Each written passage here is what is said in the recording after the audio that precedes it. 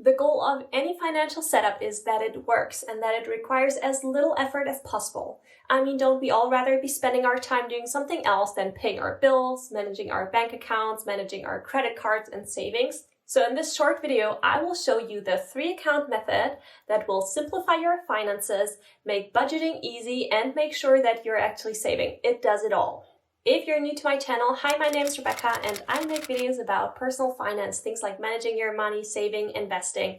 If these are topics you want to learn more about, make sure to hit the subscribe button and let's dive into the video. When it comes to our money, we have 3 big categories. We have our savings and investing, we have our monthly bills, and we have all the other money we spend. And because it's these 3 categories, I suggest to be using a 3-bank account method. So for that method, you need a savings account and 2 checking accounts, 2 regular bank accounts. Let's look at them one by one. Bank account number 1, your checking account number 1, is the core of this financial system. This is your master account, so that's also what we will call it throughout this video. Your paycheck, the money that you get from your employer or from your business, will go into this master account. So all of your income comes in here. The part of your income that you want to save and invest will go out of that account directly to your investment account or your savings account. All of the monthly bills that you have and that are a necessity, they will be paid directly from your master account. So that would include your rent, your utilities, your minimum debt repayment, insurance costs, healthcare, just to name a few. Your second checking account, your second bank account, will be your spending account. So that will be the account that you will use to actually buy things. So everything you spend in a month that is not a bill, that is not set in stone, that you have to pay it, will be coming out of your spending account. So your master account will cover all the mandatory payments, all the bills, and then your spending account will cover the rest, everything else that you spend your money on. Most of it will be optional spendings like your hobbies, going out, going shopping, just everything you spend your money on. By the way, other bills that you have, for example, subscriptions like Netflix, Spotify, all of these things are ones. So you should set up a monthly transfer from your spending account. So you will decide on an amount that you will transfer from your master account to your spending account every month. In a minute, we will look at how you can determine that amount. But first, let's talk about the savings account. So that will be the account where you have your savings. So everything that is not invested will be in there. If you're in a country that has high yield saving accounts, like in the US, for example, this will be one of these accounts. In Germany, they still don't really give you interest on your money. So I personally don't have a savings account. I will just have a regular checking account there as well, but it will be a designated savings account for me. So your savings account will automatically get money every month from your master account with your savings rate. Your savings account will hold all of your savings that are not invested. So that will be your emergency fund. Very important that this one is not invested, because if you need it, and you don't want to sell your investments if the value is low. So you have it in your savings account. Then you have some other short-term savings. That could be a vacation saving fund, maybe a down payment for your house if you want to buy a house in the next couple of years. That could be savings for a new TV or a new couch. All of these savings will be in your savings account. Your retirement money will definitely not be in the savings account. It has to be invested, because if it's not invested, your retirement money will not grow over time and it will be very difficult for you to save for retirement. So now that we've looked at the categories, let's talk about automation. Automation is key to setting up a financial system that requires little effort. Automation is a lifesaver when you're someone who struggles with saving, or when you're someone who tends to pay bills late or maybe forget bills sometimes. If you pay bills late or forget them, you are paying fees on them, and we don't want to be spending unnecessarily. To cut out these fees, we will make sure to pay everything on time, but we automate it so we don't have to do the work. Our financial setup will do the work for us. With automation, you're basically putting your finances on autopilot, and you can lean back and relax. So once everything is set up, all you have to do is check in every couple of months, every now and then, to see that everything is still going according to plan. And if you have a new bill, for example, then you will just set up the auto payment there and you're good to go. How do we automate our finances? Well, first of all, for all the bills that we have to pay, we will check with the respective company whether we can sign up for automatic debit. The German equivalent for that is ein SEPA-Lastschriftmandat, and in French and Spanish it's that.